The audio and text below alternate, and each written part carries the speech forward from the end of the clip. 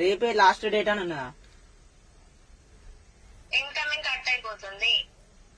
అక్క ప్లీజ్ అక్క నీ దండం పెడతా, కాలు మొక్కుతా. నా దగ్గర చిల్లికి అవ్వలేదు, నువ్వేం చక్క ప్లీజ్ అక్క నీ కాలు మొక్కుతా, నీకు దండం పెడతాను అక్క.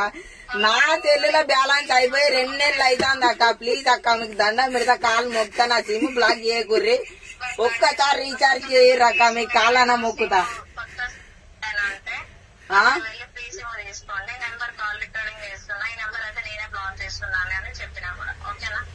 బ్లాక్ చేయకురక్క, నీ కాలు మొక్కుతా, నీ దండం పెడతా, నీ భాషను అయితే అక్క. నాకైతే రీఛార్జ్ చేయక్క ప్లీజ్ అక్క.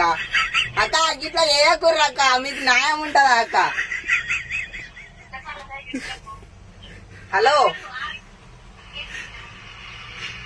హలో అక్క, బ్లాక్ చేయకక్క, నీకు దండం పెడతా అక్క.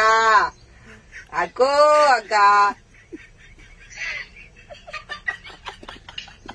అక్క నవ్వుడు కాదక్క, రీఛార్జ్ చేయక్క, నీకు దండం అన్న పెడతా, నీకు పుణ్యం ఉంటదక్క.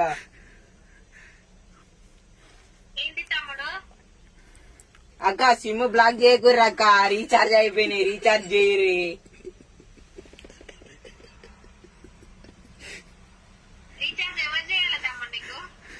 అక్క మీరు చేయరక్క ప్లీజ్ అక్క, సంత తమ్ముంది అనుకోర్రక్క. ఎందుకక్క ఇట్లా ఫోన్లు చేస్తారు, సిమ్ బ్లాక్ చేస్తానమని చెప్తారు కానీ రీఛార్జ్ మరి తమ్ముడు ఇట్లా కష్టాలలో ఉన్నాడని తమ్ముడికి రీఛార్జ్ చేయరక్క, ఇదేమన్నా న్యాయమేనా?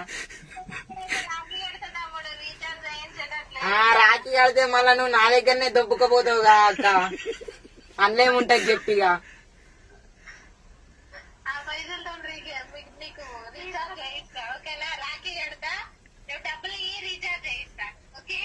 నేనే బుచ్చే బతుకుతానక్క, నీకేనా డబ్బులు ఇయ్యాలక్క, నాకు రీఛార్జ్ చేయక్క. ఇది ఏందక్క టార్చరు?